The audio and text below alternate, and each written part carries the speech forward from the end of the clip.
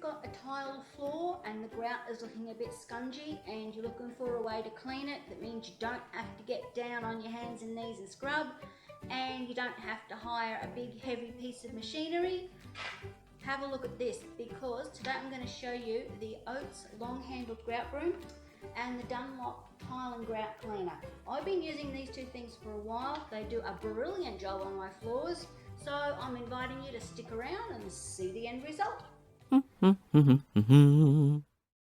Let's start with the Dunlop Tile Grout Cleaner. Now, if you're a regular to my channel, you're probably saying, Karen, why are you using a chemical in a plastic bottle when you normally use lemon and baking soda and vinegar to do your cleaning?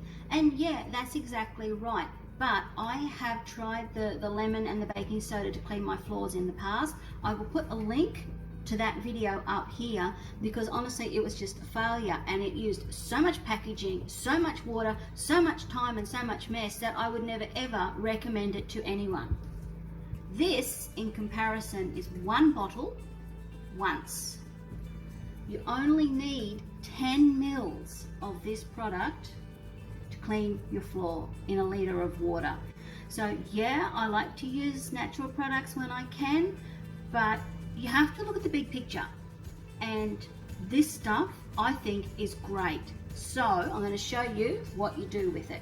I'm going to mix it up in this little square lunch container for two reasons. One reason is because it's clear and you can see what the product looks like, and the other reason is that the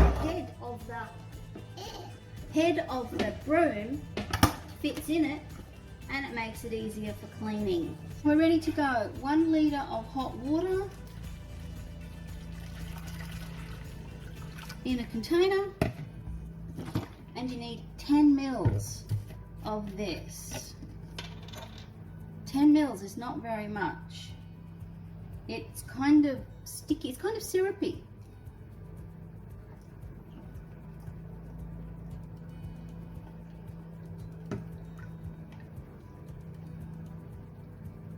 There we are.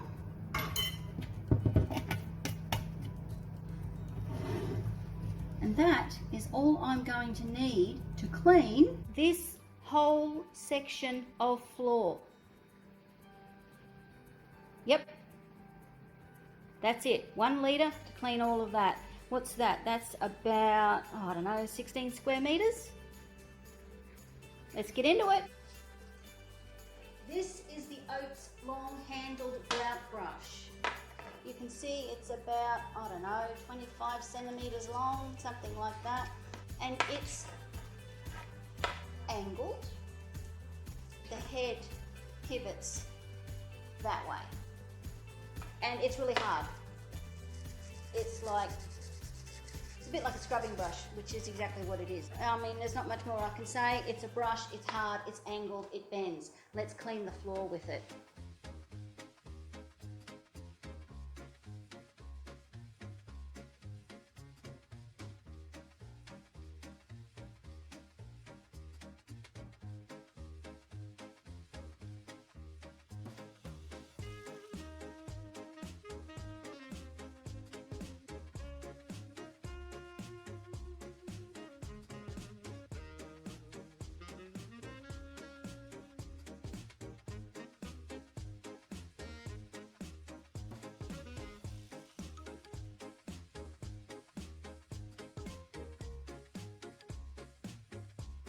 And that's all there is to it. There is minimal effort required. I mean, at first it can be a little bit weird trying to control the wobbly head, but you get used to that pretty quick.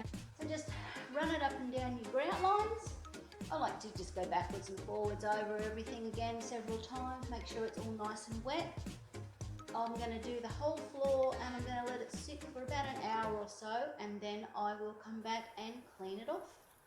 One of the things I like about this product is that it doesn't use a lot of water. I mean, you're mopping the floor, so you expect to have a lot of water everywhere, but you're not using a sponge. It's not soaking up water. The bristles on the grout scrubber, they're hard. They don't absorb water, so it's just putting the very minimal amount onto the tiles, so you're not making a huge mess. It's very water efficient, and it still works, it still does a great job. So when you're happy that you've got all of the grout done with the grout broom, I'm just going to take a regular old sponge mop, use what's left of the water and just run it over the rest of the floor.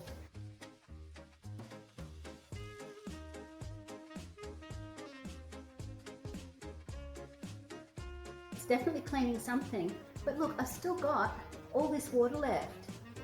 So I may as well do my kitchen floor while I'm here. I didn't plan on it, it's not part of the show. I'm going to leave this on the floor for about an hour. You can leave it up to 2 hours. I've done all of the dining area, plus the kitchen over there. I've got a bit of a sweat up happening. I'm going to leave it and I will come back and show you how I wash it off.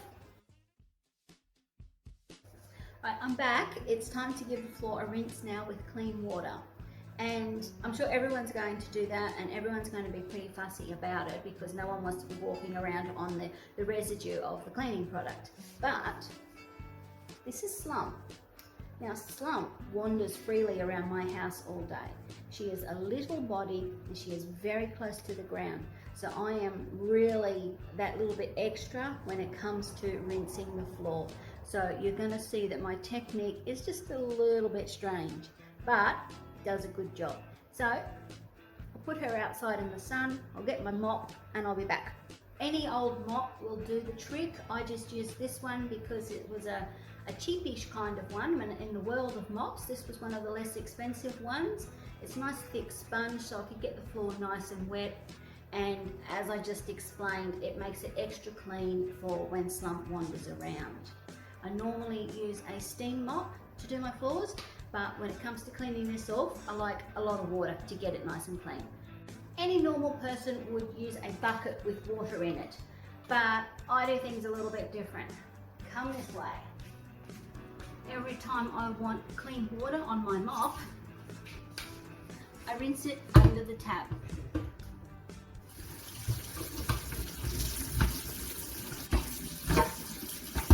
That way I know that any cleaner that I have wiped up off the floor is being rinsed away, and every time I mop, I'm using clean water.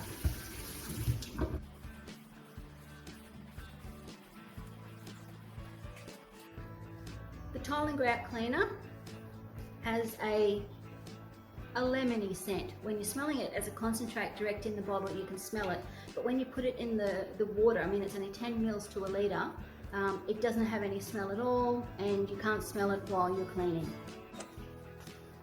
I haven't actually put any of the concentrate on my own skin, but I have walked around on the floor. Actually, no, I haven't had the concentrate on my skin, but I have used that, you know, that was made up of it to clean my shower. And I didn't use gloves or anything, and it didn't interfere with my skin. It didn't make my skin itchy or give me a rash or anything like that. So that's good to know. And as I said, I've used it to clean my shower, and not only does it do a good job on the tiles, it does a good job cleaning the glass on the shower screen. I have to say though, when it comes to cleaning the shower screen, I like to use the lemon and the baking soda, because that just blew my mind at how great a job that did. But you know, you're in the shower doing all this stuff, so you may as well do it while you're there. It doesn't actually say on the bottle that you have to rinse the floor clean after you've used it. It just says do not soak the floor for more than 2 hours with the cleaner. Well, I don't have that problem. I mean, it's pretty much dry within 10 minutes of me mopping the floor with it. So for me, the cleaning with the clean water afterwards, it's probably just a formality, but I don't think I'd feel comfortable just leaving it on the floor and going. I mean, the floor is dry. Never really thought about it until now. What do you think? Do you think it's something that should be rinsed off? You're putting 10 mils in a litre of water and you're mopping and scrubbing, and then it dries. Do you think it should be rinsed off with clean water? Let me know what you think, because Honestly, I hadn't thought about it until now, but for my own peace of mind, I'm gonna keep rinsing it when it's done. So let's have a look at the floor close up. Here we are the next day. The grout is definitely dry after all the water that was put on it, and it is so clean. The tiles feel, where's my foot? The tiles feel really nice and clean to walk on, and you can see that the grout is definitely cleaner. Those heavy traffic areas, now there's one here that goes into the kitchen, that is going to need another go. And the section over here near the door, that's going to need another go as well. But I mean, considering that's the first time, oh, I just ran into the wall. Considering that is the first time ever in 17 years of living in this house that I've cleaned the grout, and in comparison, here's an undone bit to the done bit. Yeah, you can definitely see the difference. So yeah, look, that's what I think is a very realistic expectation for cleaning the grout on your floor tiles with nothing more than a bottle of stuff and a brush and good old muscle power. It does come up better after a couple of goes. My kitchen floor used to be embarrassingly disgusting dirty, and it's not until you clean it that you realise just how bad it really is. And there were a couple of really difficult places. A section near the sink where of course you're always dropping things and there's always water dripping onto it. That section of the grout got really black, and after, you know, several washes, it's come out looking really great. So even if you don't get those hard traffic areas right the first time, give it a, you know, a couple more goes, and I'm fully confident that you'll be pleased with the result, because yeah, I wouldn't be standing here giving you a positive review of something that I didn't truly believe in. It has been another long day. I've been busy cooking and cleaning, and I went to the dump.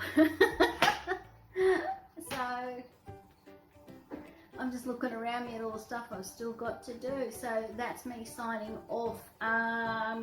Hope you enjoyed this video. I hope you enjoy the product. If you give it a go, no pressure, it's just my thought. This thing is absolutely bloody brilliant. You will never get down on your hands and knees and clean the floor again. This thing for $10, definitely a good investment, and it feels like it's going to last quite a long time. I've used it quite a bit, and you can't even see that it's been used. It still looks like brand new. So all good. Let me know what you think, leave me a comment, do all that subscribing stuff if you haven't already done it, and I will see you next time. Say it with me, at home with Karen. Yay! Bye!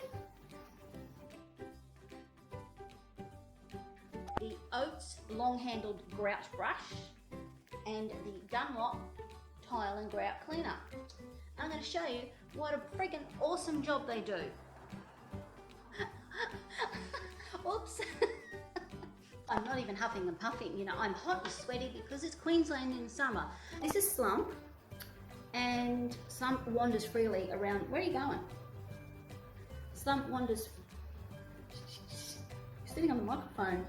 Can't remember what I was going to say.